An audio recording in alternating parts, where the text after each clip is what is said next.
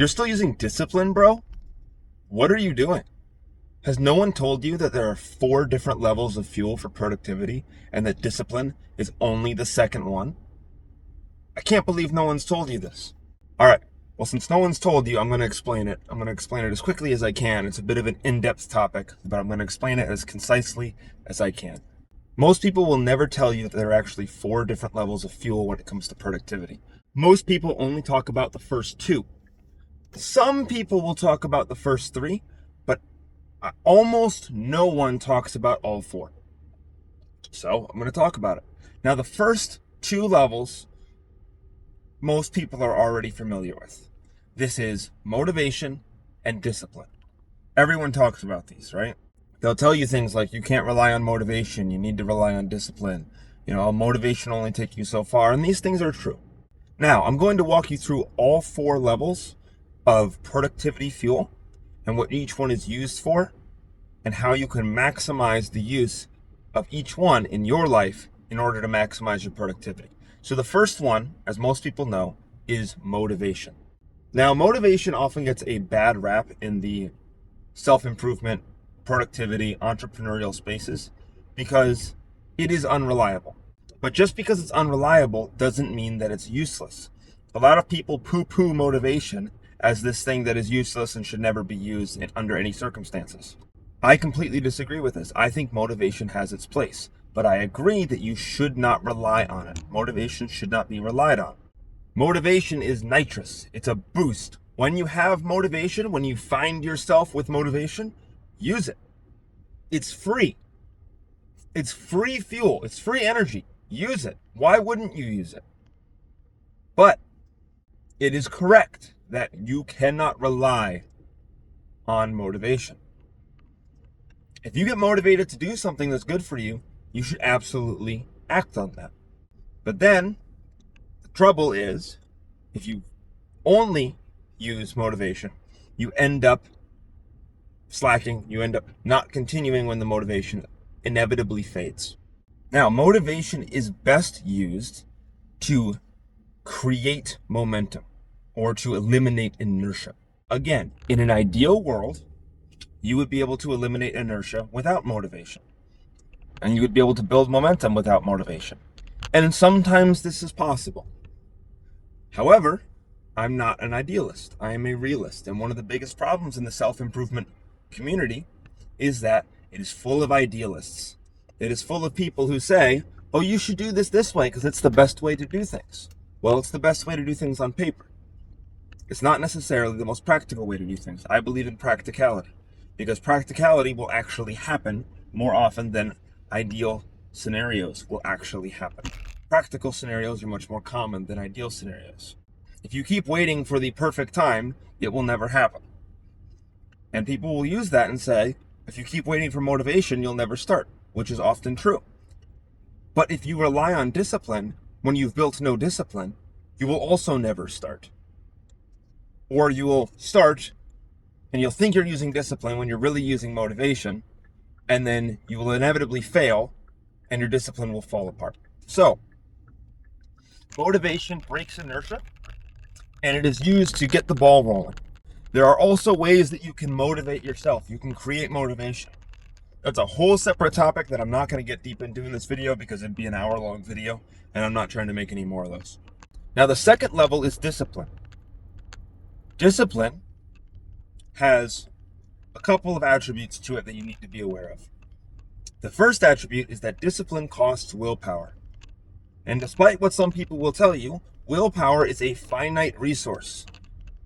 There is a chemical in your brain, a neurochemical. Off the top of my head, I can't remember what it's called, but you can look this up. There is a neurochemical that is responsible for willpower. It has a finite supply in your brain each day. Again, don't know exactly how long it takes to fully refill. Might be more than a day. Don't know. But willpower is a finite resource. Therefore, if you only rely on willpower, you will eventually run out. And your discipline will eventually fail. Because discipline is doing the hard work even when you don't feel like it, which is valuable and important, but it is not sustainable. The other thing that nobody will tell you about discipline is that discipline is good for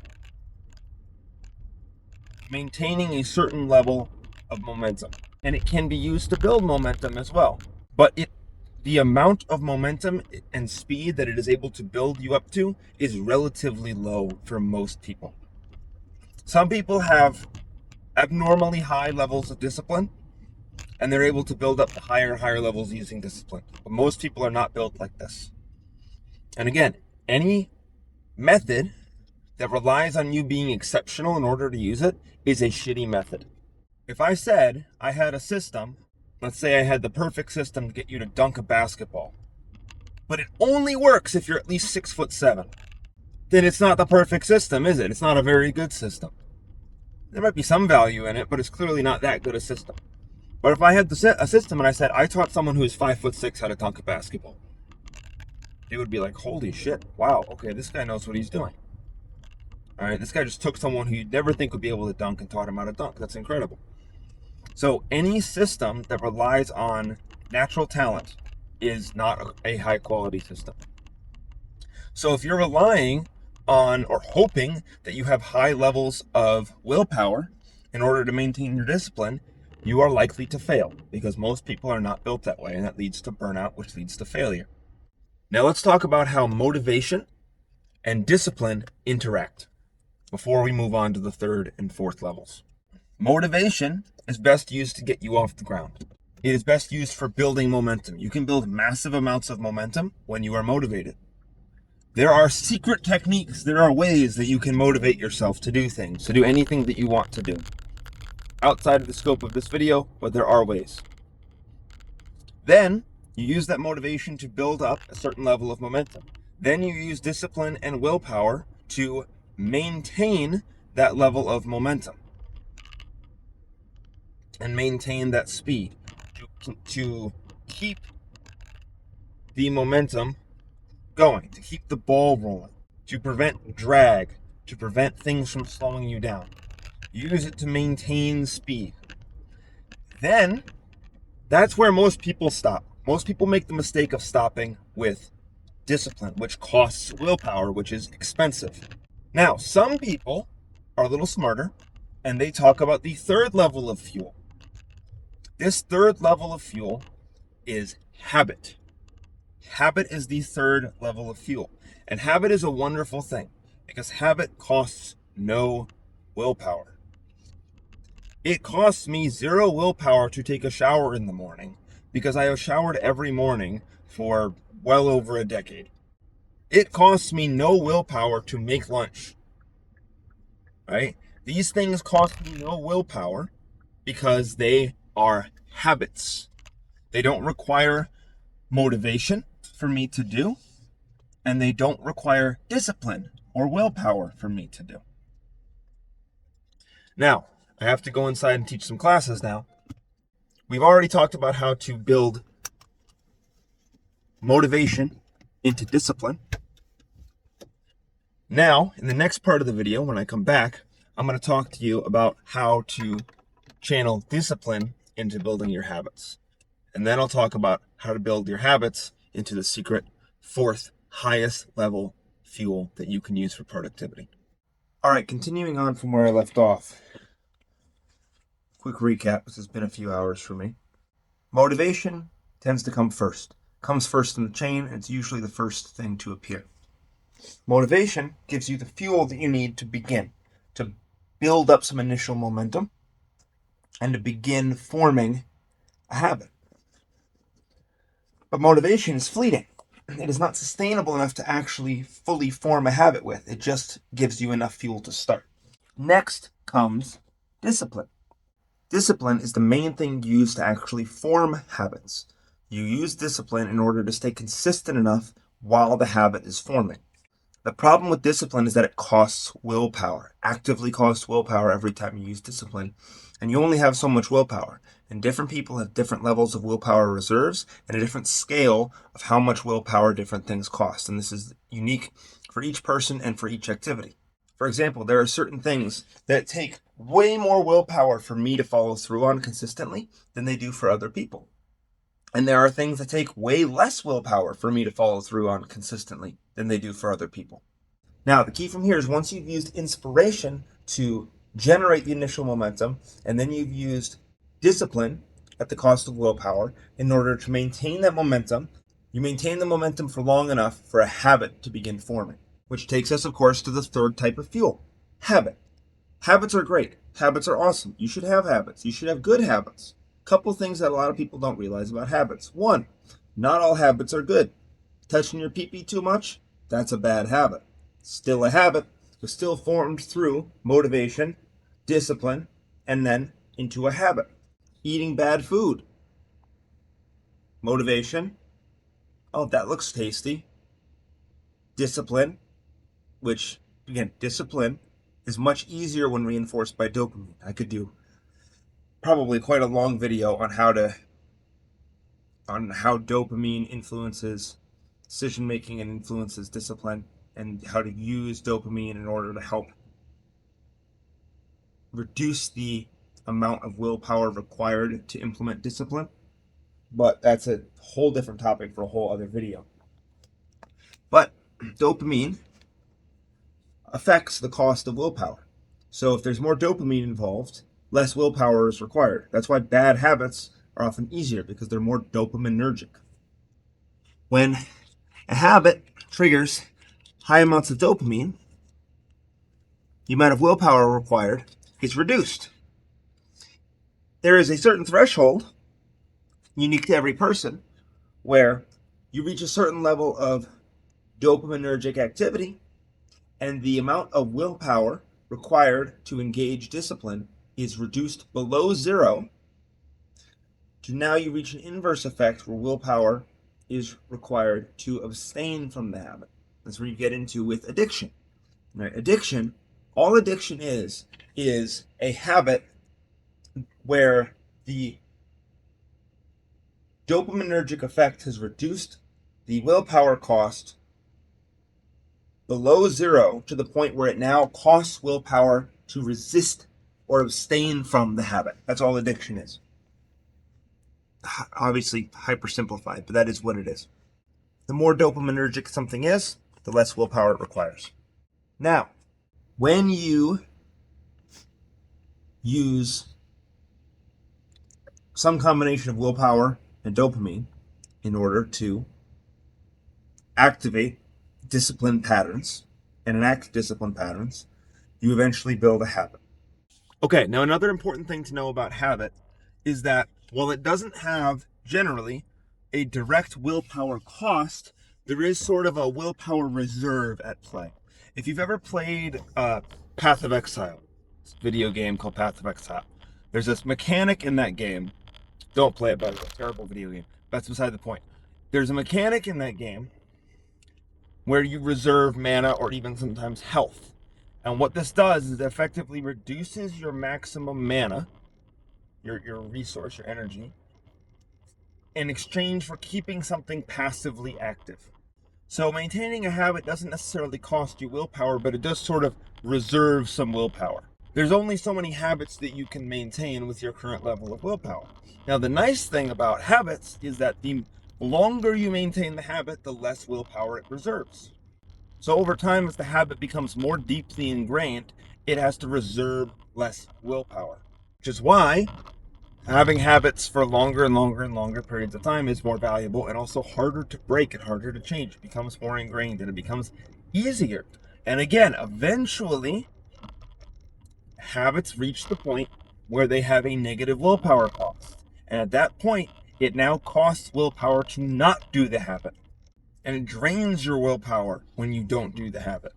If you've ever had a day where you didn't do something that you've done every single day for years, you didn't shower, you didn't brush your teeth, you didn't do a workout in the morning or a walk or stretching or whatever it is that you spend your morning doing, especially in the morning. But whenever you've broken those long-standing habits, you generally feel terrible. It generally throws you off heavily. That's because those habits have become so cheap to maintain, so inexpensive to maintain, as far as willpower goes, they've actually gone to the negative, where it costs more willpower not to do them than it does to do them. You effectively take damage by not doing them instead of taking damage by doing them. Now, most things that are good for you in your life, you want to get them to the habit stage. Once things are at the habit stage, they become effectively passive. It becomes very easy to do them, and it becomes very difficult not to do them. Now again, once you've formed these habits, they're generally very easy to maintain. But there is one weakness, well actually two weaknesses of the habit. One is, of course, habits don't care whether they're positive or they're negative. They don't care. They just care that there's something you've done over and over and over again and ingrained the habit. So again, you have negative habits, you have addiction, you have destructive habits, all that stuff. So you need to be mindful that you're actually forming good habits and choosing good things to repeat and do over and over and over again. So you need to be very careful to form positive habits that move your life in the direction that you actually want to move in, rather than negative habits that pull you away from the direction you want to move in. So you need to be very careful and deliberate about the habits that you allow yourself to form. Because again, even if you don't implement any conscious willpower, if there is enough dopamine available, you will begin to form the habit unconsciously, unless you use the willpower to resist the formation of the habit, to counterbalance the dopamine.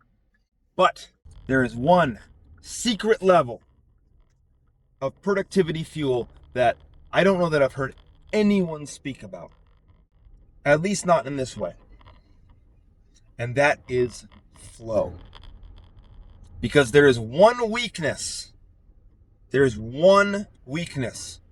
one other weakness of habit, and that is that habit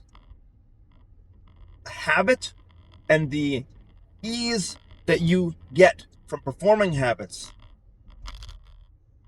only applies to things that you have already done many times. You cannot get the benefits of a habit from something new. You cannot have something that you've never done before receive the benefits of a habit. You need to use motivation and willpower in order to do something new. And, dopamine if it's available. Flow has the potential to solve this. Flow is a step further, a step deeper, a higher level than habit.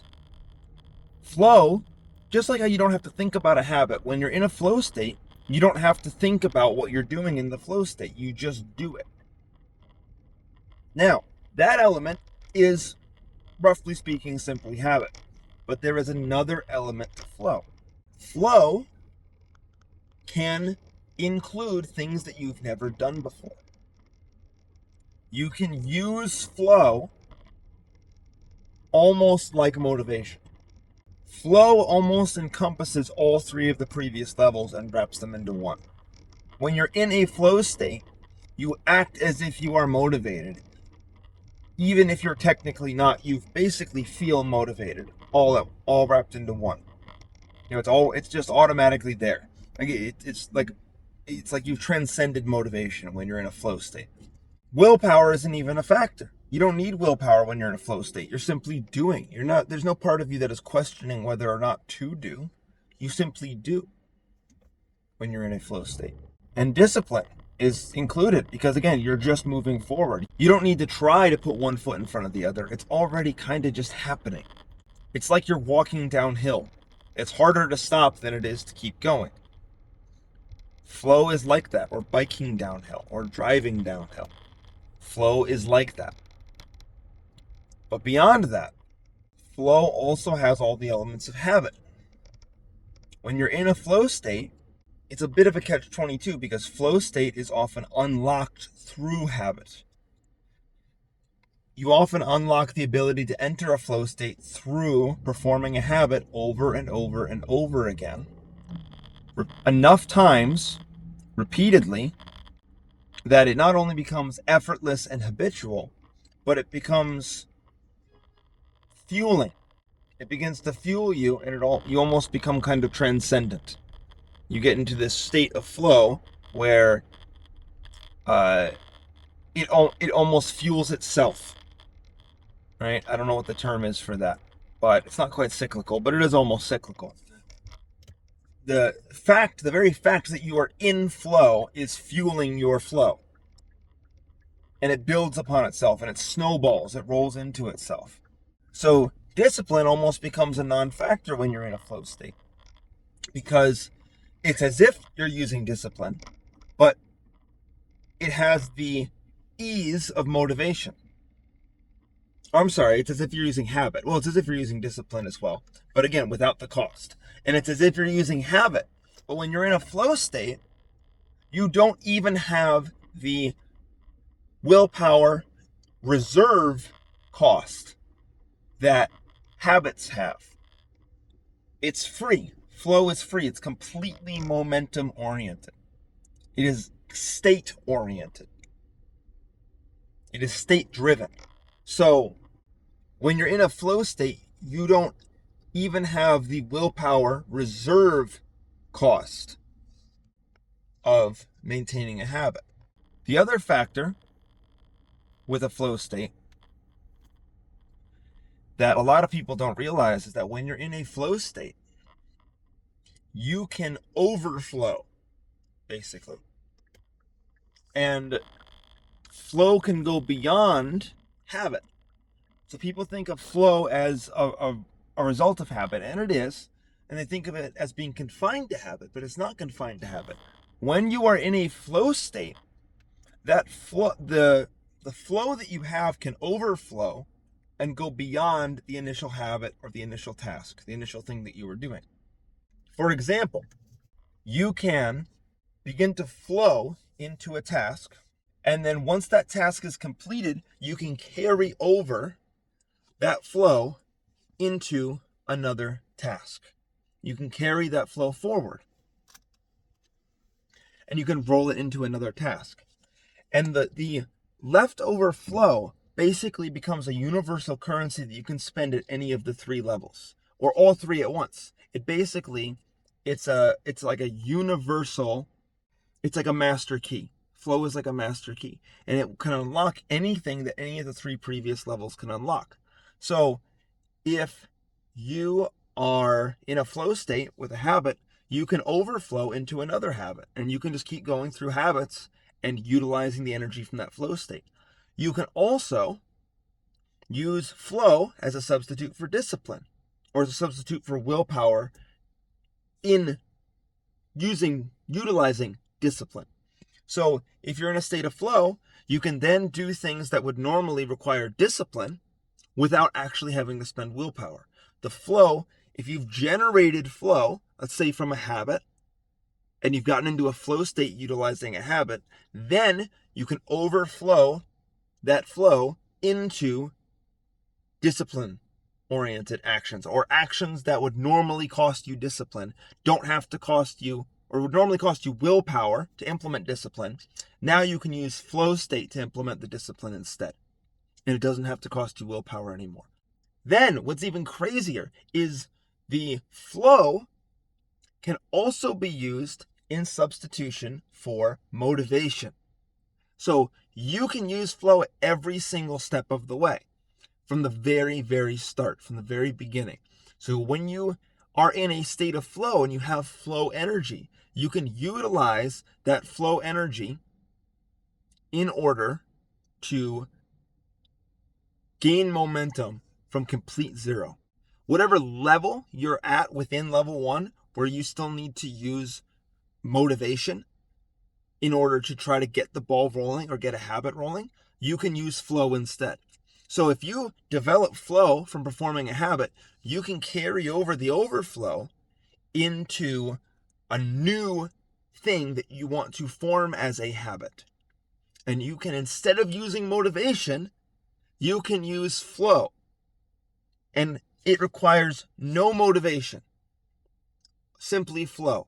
So I've used this many times when there's something I really, really didn't want to start, is I entered a flow state with something where it's easy to enter a flow state. It doesn't even have to be something productive. It can be.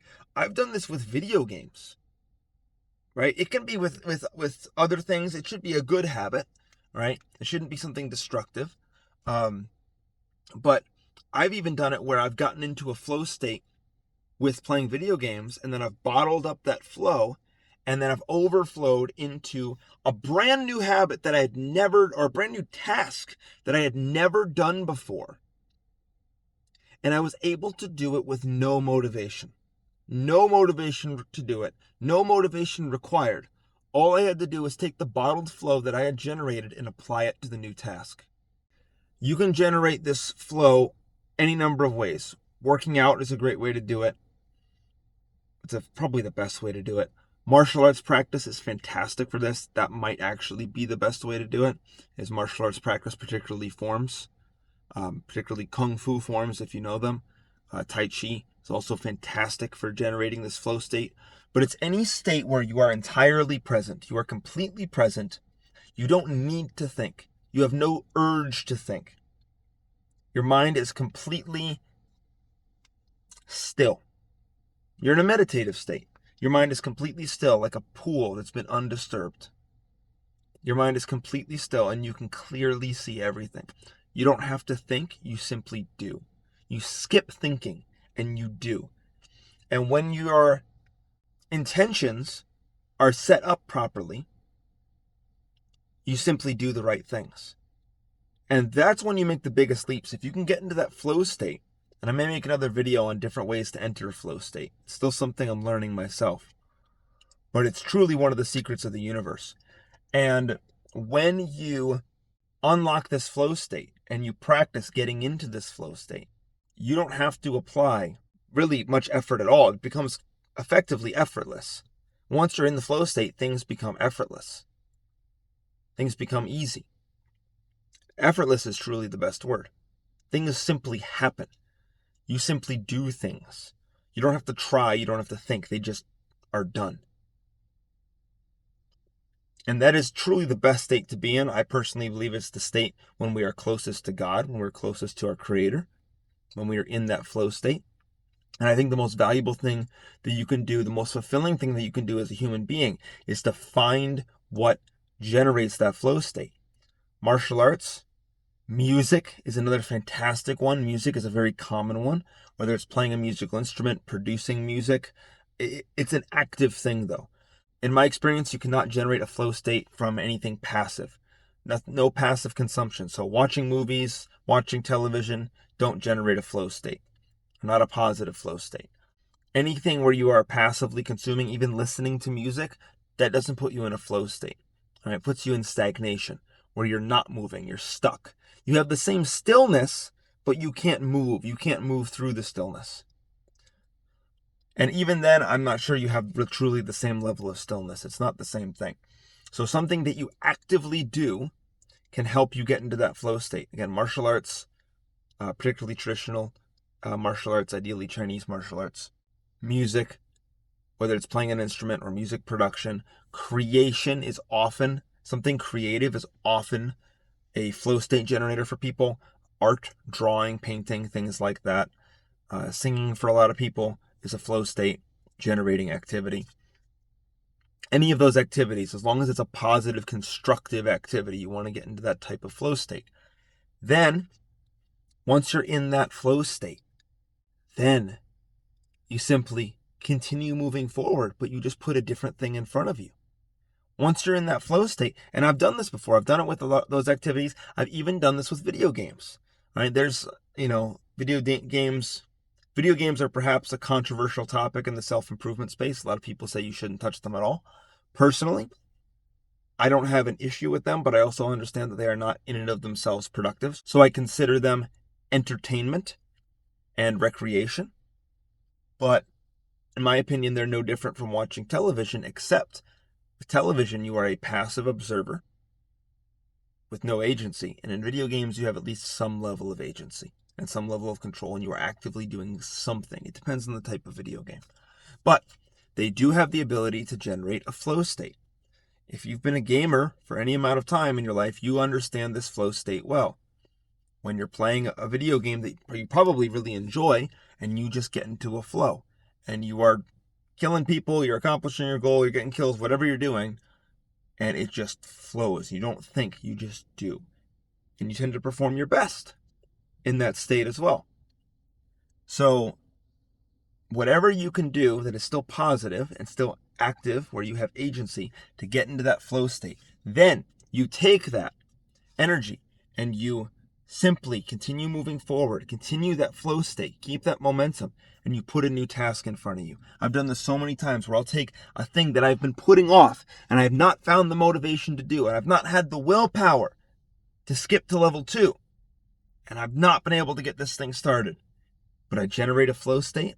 A lot of times it's not even intentional, it's not even conscious, but I've realized this pattern. This always happens. I generate a flow state. Once I'm in that flow state, like I am right now recording this video, once I'm in that flow state, I simply change tasks. I transition. I take the energy from the thing I was doing and I simply put a new task in front of me. And I go, okay, I'm going to move on to this without pausing. No break, no pause, just flow right into the next thing. I didn't want to start doing outreach for one of my businesses. I did something else first. I think actually in this case it was video games. I played some video games, got into that flow state, and then went, all right, I feel good, I'm in this flow state. Boom, I'm going to do the outreach now. Did my first outreach, did 10 outreaches in a day. You know, maybe it's something different for you. Again, something where you get to create something is better. Video games, I would say, are kind of a low tier flow state. You know, it can work, it's viable, but it's not ideal. If you create some music, create a piece of art, right? Which in and of itself is productive. But then you ride that high, you ride that flow into forming a new habit, into the new thing that you've been putting off that you don't want to do. So flow is the ultimate key. Flow can be used at all 3 levels. Quick recap. Level 1, motivation. Motivation can build momentum. Motivation can get you off the ground. It can get the ball rolling. Then you move on to level 2, which is discipline, which is used to build habits, but costs willpower or dopamine, or some combination of the two. Then, once you've performed it long enough and used discipline to be consistent enough, it becomes a habit. Habits reserve a certain amount of willpower to maintain, but they don't actively cost willpower. The longer you maintain a habit, the less willpower it reserves until it eventually goes negative, where it would cost willpower to not perform the habit.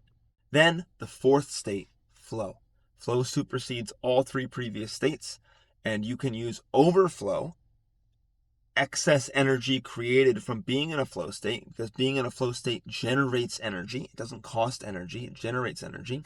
If you've ever been in a flow state and all of a sudden realized it was 2 a.m. and you were supposed to stop working 6 hours ago and you just kept working, that's flow state. Because you weren't losing energy, you were gaining energy as you worked. And you ended up with more energy than you started with. And it can be scary sometimes. It can be terrifying. Because you're like, I was supposed to work for 30 minutes and I just worked for 6 hours. What the hell happened? You entered a flow state. And you began building energy as you worked. So you weren't getting more tired, more fatigued, less, and draining your willpower. You were actually gaining flow and gaining momentum. Then you can take that excess momentum, that excess flow, that overflow, and you can channel it.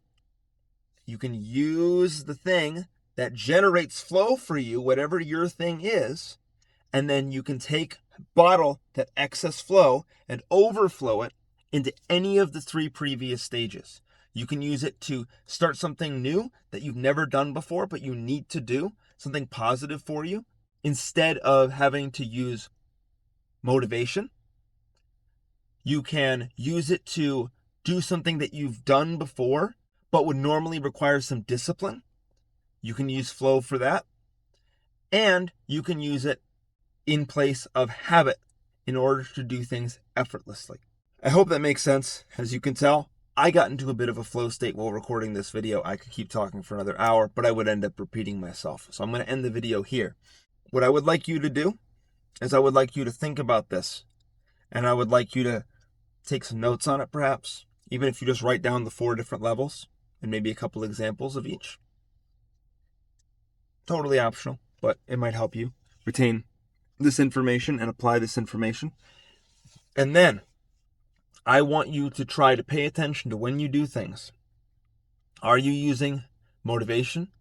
Are you using willpower or discipline? Is it just a habit? Or are you in a flow state? Are you in flow? And it's hard to distinguish at first when you're doing a habit or a flow. Sometimes it's hard to distinguish.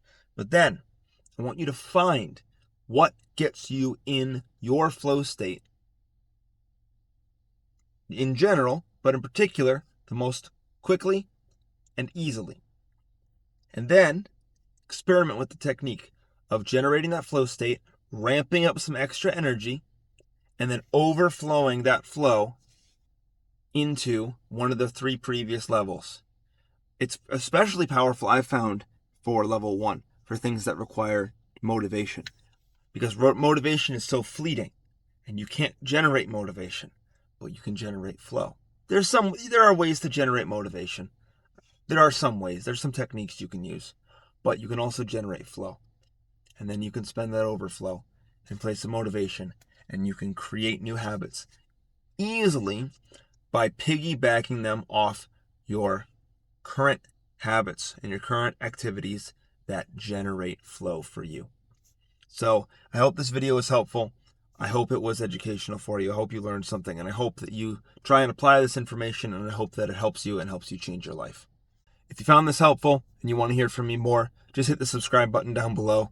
I post videos like this whenever I come up with an idea that I want to share, whenever I have a realization in my own personal development that I think would be valuable for other people. Once again, I hope this has been very helpful and valuable for you, and I'll talk to you next time.